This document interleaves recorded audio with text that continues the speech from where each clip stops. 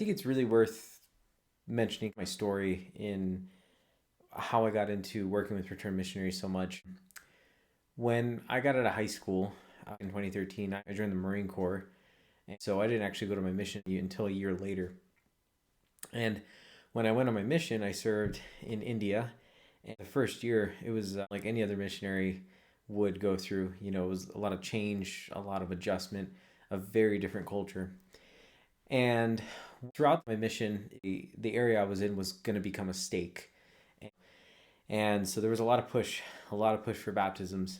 I don't want to say it was a numbers game because, truth be told, my mission president never actually asked on those things. But it did feel like a numbers game at times from the members themselves.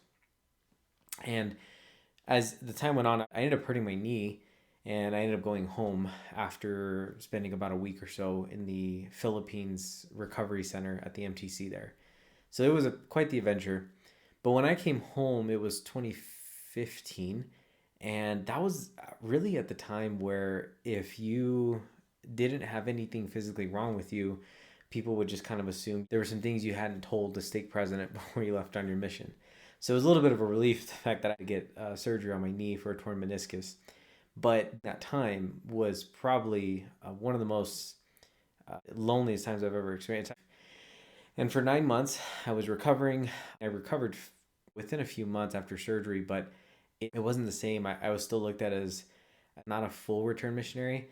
And because I had no date of going back, everybody kind of like kept their distance from me and asked me when I was going to go back and if I was ready to get back to work. That was the thing, get back to work.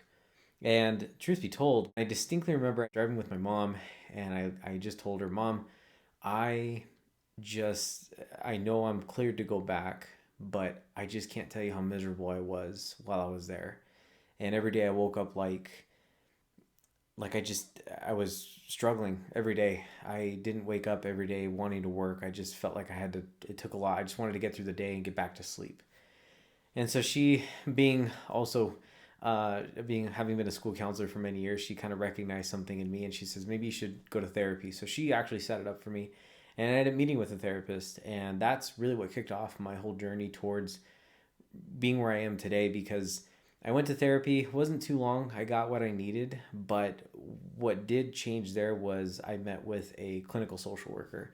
I always want to be a therapist, and so she had talked to me, and I said I wanted to do what she did, and she said, if you want to do that, you might want to look into social work. That might be a path for you. And so I attended BYU Idaho, got my bachelor's there, and then I went to UNLV in Las Vegas for my master's program. And ever since I endeavored to go back into this field, the one thing I've always wanted to come back to was return missionaries and early return missionaries because I'm an early return missionary. And I remember still to this day some of the incidents that just should not have happened at church. There were times where people would overlook me because I wasn't quite a fully returned missionary yet. In fact, nobody ever asked me to give a talk. I never gave a homecoming talk. I never reported to the High Council. I never got to have any kind of homecoming, anything. It was kind of just, I was up in the air for a long time. And I'm not going to sugarcoat that. It hurt a lot. And when you're growing up and in primary, you wear your little name tag that says future missionary. Everything is geared towards serving a mission. Everything is geared towards that pinnacle moment. And the support is unmatched. I think the support leading to a mission is amazing. I always joke with my students. I'm like, you have your stake president on speed dial when you are getting ready to go on a mission because they're taking extra care, interviewing you, checking in on you, trying to get you to be prepared when you get out there. But it's not the same when you come back. Everybody just assumes that you have it all together. You've learned how to receive revelation. You've learned how to plan your day. You've learned how to set goals. And when you come home, the amount of support is just not there. And that's where most missionaries feel lost when they return, especially if they return early, because there is that awkward moment where it's like, why did you come home early? They feel like when they get home, everybody just assumes like they know what they should be doing. And I don't think they need the right answers. All they're told when they got off the plane is keep reading your scriptures, keep praying, keep going to church, keep attending the temple. And those are all good and those are the right answers. but they know the right answers. And I think that's where a lot of return missionaries are frustrated.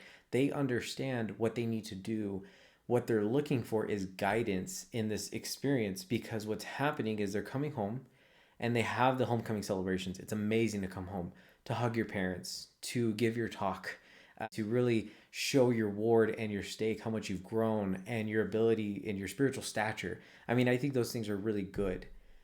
But once the celebrations end, is where I see a lot of missionaries get lost, because they're not carried and guided through the experience. And what happens is they start to feel empty. They start to feel alone. They start to feel disconnected. Not because they're doing anything wrong, but because they nobody told them about this part. Nobody told them that it might be a little rough when they get there.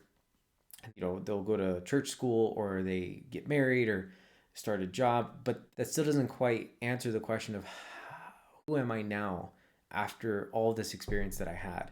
And that's assuming they had a decent mission. That doesn't include if they had really hard companions, or really hard or traumatic experiences that haven't been resolved.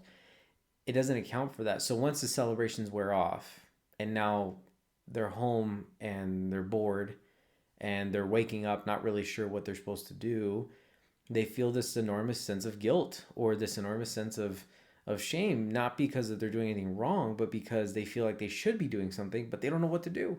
And when they try to reach out, everybody just says, well, keep praying and keep reading your scriptures. And that is the right answer, but that's not what they need. They need guidance. They need people who have been through it to say, hey, this is normal. Like, just because you're not feeling like you have that purpose anymore doesn't mean you did anything wrong. Or the fact that that spirit, everybody talks about the special spirit on the mission. It's not a special spirit. It's the spirit, the one you received as a gift when you were baptized. And now you have to access the spirit a little bit differently, because before you were accessing it so that you could be prepared to meet people and teach them and help them make covenants. And now you have to access the spirit a little bit differently, but that is not a special spirit. It's the spirit, and it's the one you've always been familiar with. It's just learning how to integrate those experiences into who you are right now.